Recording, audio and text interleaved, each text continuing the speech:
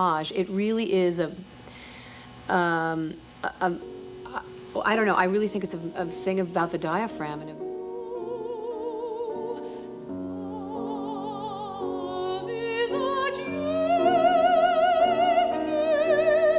I was attracted to the projects that expressed grief more than humor, because that was the only thing I could see my way into. And now my voice now can express humor and joy, and my need is there also. Whereas before, even if I wanted to, I couldn't do it. It was still, it became purely technical. In addition to asthma, the rib cage and diaphragm can be affected by any number of physical, emotional, and environmental causes. I'm an artist. I have curvature of the spine, scoliosis. I have a steel rod in my spine. And for years I studied all kinds of alignment techniques to sort of help me with my posture.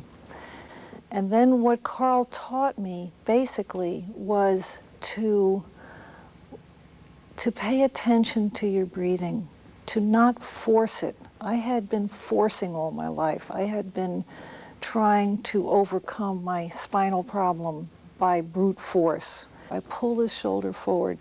I pull my neck over this way. And that means that I don't have enough room for my diaphragm to move up. And I didn't realize that before. Now, when I notice it, I say, oh, that's right. I gotta give some room for my diaphragm.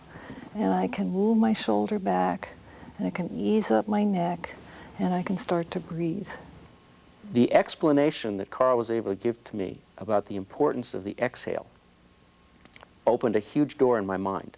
Because here I had spent now 8 months gasping, thinking all my thought was, how can I get the air in? I even had frights that at night maybe I wouldn't be able to get the air in, and I was just going to suffocate. And he said something important to me, that an inhale is always going to happen. The importance is to get the air out and use the diaphragm for its proper function, which is to get that air out and relieve that pressure that's in there. When I went to Carl, when I first arrived in his office, what you see here, this, which is at this level up here, the top 5 ribs, were actually sitting up about this high at that time. They were incredibly much higher.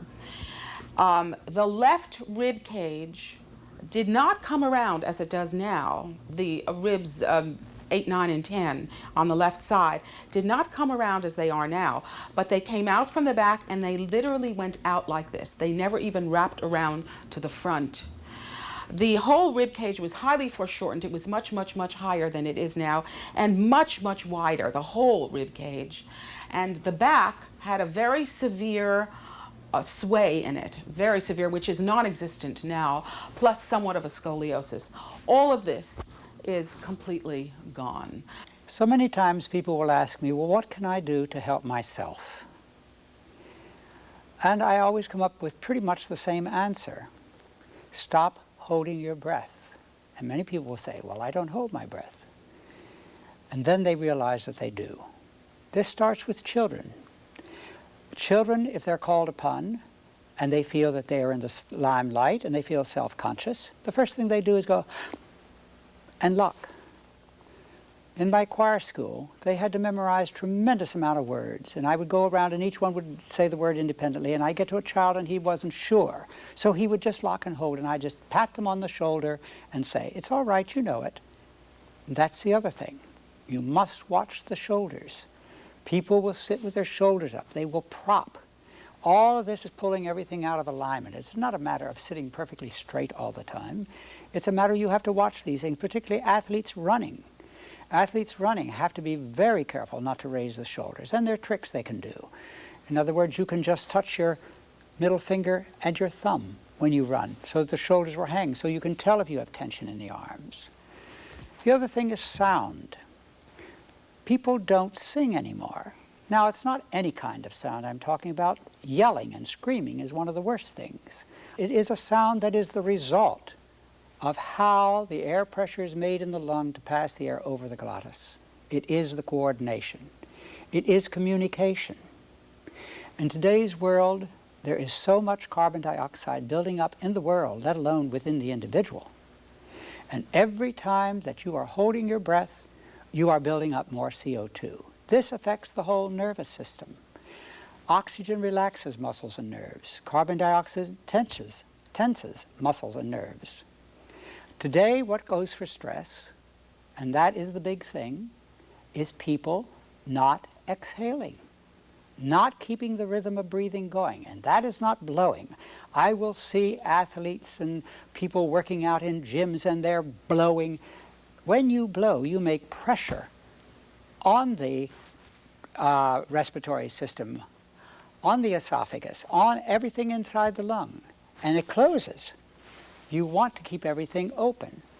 As I said before, with runners, they would run and phonate silently. 1, 2, 3. The reason for that is when you have jaw motion and tongue motion, the throat stays open. People carry tremendous tension in their jaws, in their tongue, in their neck, in their shoulders. That is the result of the sternal angle. But again, if you count silently, at the very end of the exhale, you can add the slightest bit of pressure right on that joint at the second rib and flatten the chest, and the inhale will come in neurologically every single time. And the people will say, well, I don't feel like I'm breathing. If they don't feel like they're breathing, it's because they're used to grabbing and forcing and pushing. There are so many things that are so simple. Get your children singing again. Get them away from the television set. Get them away from the computers all the time. I have people who have to work in these areas, and I tell you, at least talk to yourself when you're doing the computer. Keep the exhales going. Some people don't even realize that sound is made on the exhale. I don't know how they can make it on the inhale, but they have never thought about it. But one of the breathing exercises that I like the most is the one where you make vowel sounds, and you see how long you can extend the sound, and you pick up the clarity of your sound. And I know Carl had explained to me at one point when I asked him, you know, how come I feel so wonderful? I mean, just so vibrant and alive and great when I when I make these sounds. And he said, well, everybody's voice is their personal signature. And that when you hit the center of your sound, you have a kind of resonating frequency. And when you hit that resonating frequency, it causes all the internal organs, I mean, down to your cells and your molecules, to kind of resonate. I don't know why. There's my theory is that it's preventive medicine. And we don't spend a lot of time in preventive medicine. A friend of mine says one of the problems with our present, quote, health system is that it's a disease model, not a wellness model. But I think because of things like AIDS and the amounts of cancers and the environmental diseases that are coming about, the allergies, more and more people are looking for ways of prevention. Exhale.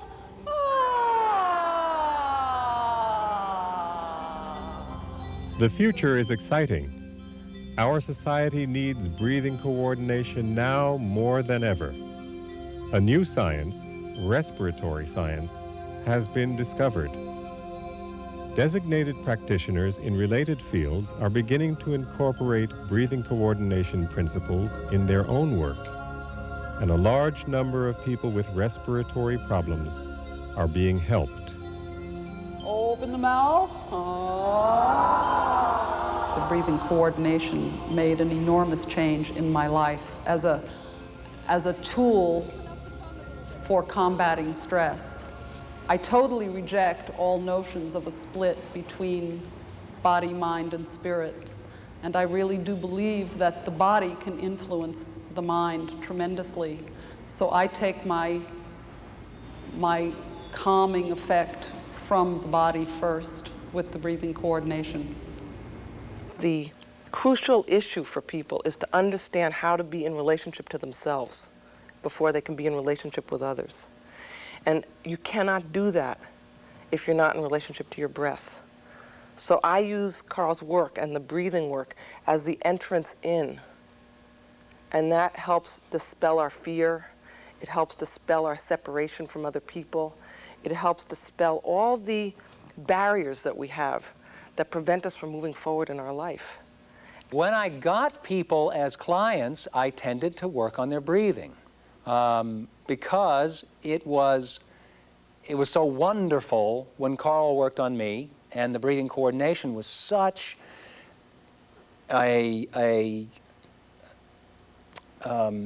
sort of a sense of coming home for me. It's like, ah, this is it. I found it. This is what I want. This is what this is how I want to be.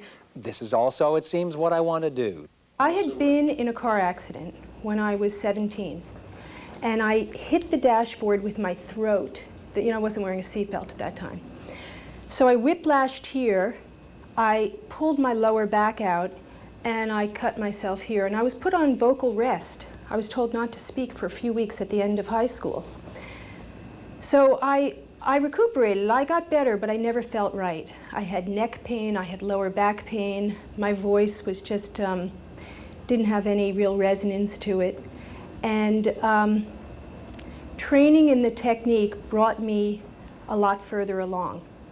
But it wasn't until I saw Carl that I got the fullness, the three-dimensional quality of my body that helped to support my sound and helped to release muscles that I was still holding on to on a very unconscious level, but I was still holding on to them. So what Carl was doing was giving me the experience of my torso being three-dimensional and of a sense of lengthening and widening without pushing or pulling, just allowing it to happen. And you can begin to play.